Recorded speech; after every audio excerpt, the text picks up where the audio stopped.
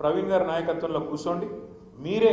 మంచిగా బ్రహ్మాండంగా సమిష్టిగా నిర్ణయం తీసుకొని అభ్యర్థులను ఎంపిక చేయండి పార్టీ మద్దతు కూడా మీకు తప్పకుండా ఉంటుంది మీరు చేయాల్సిందల్లా మొదలు కొట్టాల్సింది ఎక్కడ కోల్పోయిందాన్ని అక్కడనే దేవులాడుకోవాలి ఎక్కడ పోయిందాన్ని ఆడనే దేవులాడుకోవాలి మీరు రేపు 4-5 జడ్పీటీసీ నాటకాలు వచ్చిరనుకో ఇక మిమ్మల్ని కూడా అడుగుతాడు ఎవడ పార్టీ కూడా ఇంకో గీనొత్తారట గాయనొత్తారట అని ఆలోచన చేస్తుందా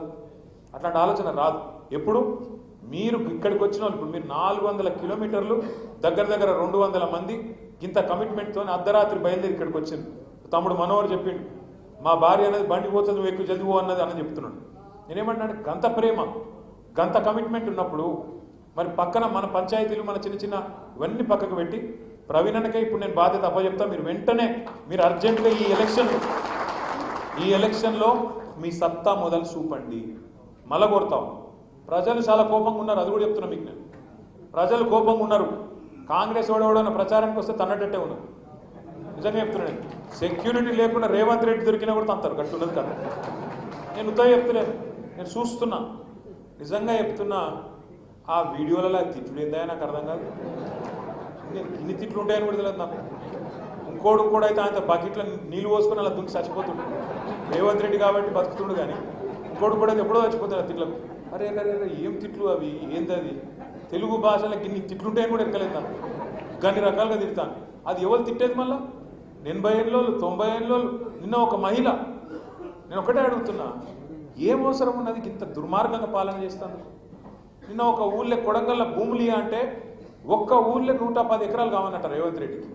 ఆ 110 ఎకరాల కోసం 400 మంది పోలీసులు పంపుతావు 400 మంది ఊళ్ళో ఉన్నది పాపం ఎంతమంది ఉన్నారు వాళ్ళ తాండాలో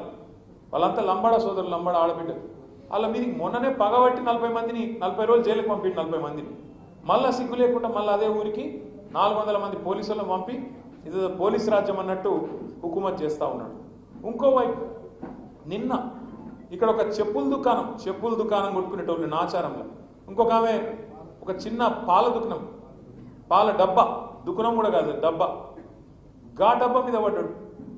అంటే ఇక పేదోళ్ళు బతకత తెలంగాణలో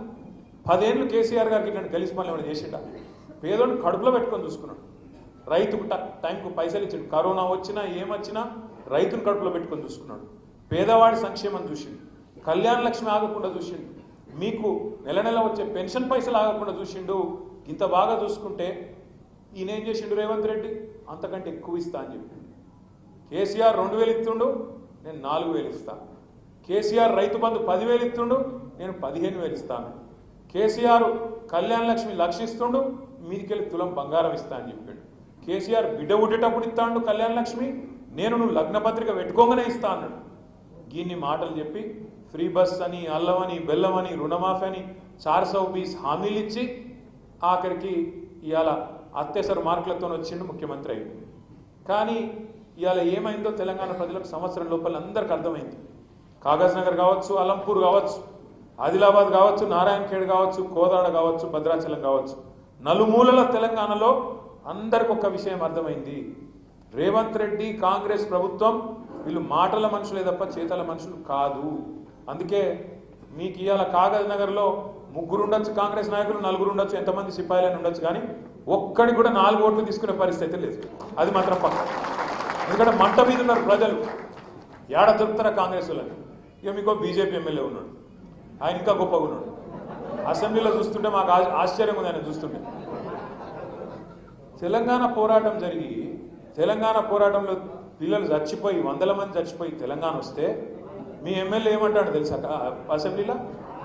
మా సిర్పూర్ని తీసుకుపోయి మహారాష్ట్రలో కలుపుకుంటాడు ఇంత గొప్పడు దొరికింది చదువుకున్నాడు డాక్టరు ఎవరైనా మాట్లాడితే కొంత జ్ఞానంతో ప్రజలు ఏమనుకుంటారన్న సోయితో మాట్లాడనా లేదా అందుకే గిసొంటోళ్ళు మధ్యలో ఇవాళ కాగజ్ నగర్ నలిగిపోతుంది మీరు దయచేసి నేను మిమ్మల్ని ప్రార్థించేది మీ మనోవేదన మొత్తం అర్థమైంది నాకు మీ మనసులో ఉన్న మాట నాకు అర్థమైంది నాకు ఏం అర్థం కాకుండా ఉండడానికి ఏం లేదు కుల్లా సాఫ్ చెప్పింది మీరు ఫలానా ఆయన ఇట్లున్నాడు ఇంతకుముందు మనం ఇంత సతాయించుండు అంత మొత్తం నా నెత్తికెక్కింది నాకు అర్థం కాలేదని మీరు అనుకోకూడదు కాకపోతే నాకు ఒక బాస్ ఉన్నాడు కదా సార్ నేను మొత్తం చెప్పాలి చెప్పిట్లా మనోళ్ళు 400 కిలోమీటర్కి వెళ్ళి వచ్చిర్రు ఇంత చెప్పిర్రు డీటెయిల్గా మా వరలక్ష్మి అక్క కూడా చెప్పింది ఇవన్నీ చెప్తా చెప్పి నేను మీ అందరికీ రిక్వెస్ట్ చేసేది మళ్ళీ ఒకటి ఇవాళ రాజకీయ